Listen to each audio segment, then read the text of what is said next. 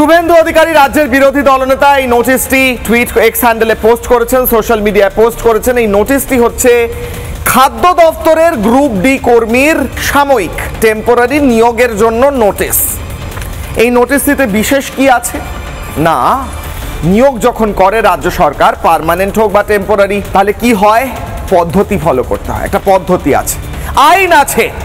শুভেন্দু অধিকারী অভিযোগ করছেন এই গোটা পদ্ধতি এই নোটিশের মধ্যে যা উল্লেখ রয়েছে তা আইনের বাইরে গিয়ে আইপ্যাক নামক কোম্পানি, যে কোম্পানিটি বেসরকারি সংস্থাটি তৃণমূলকে সাহায্য করে বিভিন্নভাবে ইলেকশনের মধ্যে, ভোটের মধ্যে কিংবা ভোটের বাইরে তাদের বিভিন্ন প্রকল্পে মানুষের কাছে গিয়ে জেনে আসতে প্রকল্প ঠিকঠাক কাজ হচ্ছে কিনা বা মানুষ কি ভাবছে তাদের বিষয়, সেই আইপ্যাকের কর্মীদের সুবিধা পাইয়ে দিতে, তাদের সরকারি কর্মচারী হিসেবে নিয়োগ করতে এই নোটিশ বার করা হয়েছে। কারণ এই নোটিশে কোনো নিয়ম মানা হয়নি, কোনো রিজার্ভেশনের কথা বলা নেই, শুধু ক্লাস 12 পাস করলেই যে কেউ চাকরি পাবে।